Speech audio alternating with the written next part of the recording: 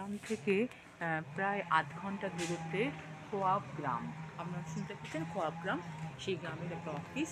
দেখুন শৈল্পিক কারুক, এরা ইনি হাতে করে সমস্ত কিছু এখানে বানাচ্ছেন, তৈরি করাচ্ছেন। গ্রামের বাড়িগুলি খুব সুন্দর এবং এখানে ওরা ওদের যে ধান হয় সেই ধান ঝাড়াই করা হয় যে মেশিনে, সেই মেশিন দেখুন অনেক দিন পর এই মেশিনের সাথে সম্মুখীন হয়েছি। এটা ওই ধান ঝাড়াই করা মেশিন, ওরা ধান পেড়ে এই ধান ঝাড়াই করা মেশিন দিয়ে ধানটাকে ঝাড়াই করে। তো কত প্রসেসের মাধ্যমে আমরা সেই চালটা অতি সহজেই শহরে বসে পেয়ে যাই, কিন্তু কত কষ্টের মাধ্যমে বা কত কষ্ট করে। এখানে দেখুন কুমড়ো গাছ, কুমড়ো ফুল রাখা রয়েছে এবং প্রতিটি গ্রামের বাড়িতে কী সুন্দর ওরা নিজে হাতে নকশা করেছে নানান কিছু। কোথাও সাইকেল, কোথাও গরু, এখানে আমি দেখতে পাচ্ছি এখানেও একটা দেবদেবীর মূর্তি। এখানেও দেখুন যারা ওরা নিত্য প্রয়োজনীয় যে কাজগুলো করে সেগুলোই এখানে সমস্ত রয়েছে। দেখুন ওরা কাপড় মেলছে, সেই কাপড় দেওয়া দিয়েছে, কখনো মা দুর্গার ছবি, যা ওরা সবসময় করে। এবং দুর্গাপুজোর সময় যে কাশফুল, সেই কাশফুলও এখানে রয়েছে, বাড়ি রয়েছে। এখানেও হয়তো সম্ভবত কিছু বানানো হচ্ছে। এখানে কি তৈরি করছে? মাছের জাল, তাই তো? মাছ ধরার জাল বানাচ্ছেন নাকি? আচ্ছা,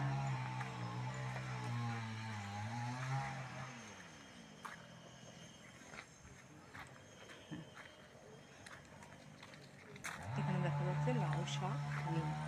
এখানে লাউ অনেক বয়স্ক লাউ রাখা হয়েছে, যেগুলো থেকে ওরা বীজ বানিয়ে পরবর্তীতে আরও লাউয়ের গাছ হবে, সেখান থেকে ওরা লাউ পাবে।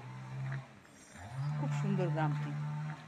এই দেখুন গ্রামের নাম লেখা আছে, আপনারা দেখতে পাচ্ছেন খোয়াব গাঁ। আমার কথা বলাতে বুঝতে না পারলেও খোয়াব গাঁ দেখুন লেখা রয়েছে।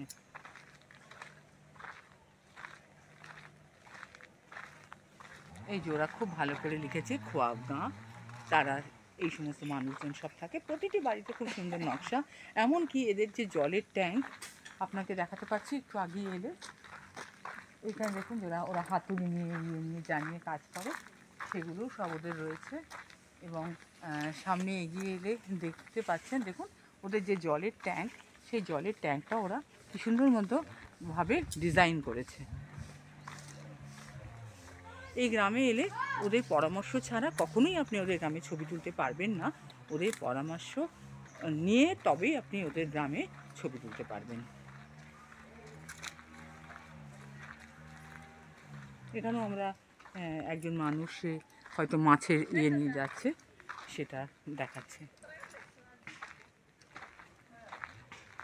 এই দেখুন যে বয়স্ক লাউয়ের কথা বলেছি, এটা ওরা বিচি করার জন্য রেখেছে, এই বীজ থেকে আরও লাউ গাছ বানাবে।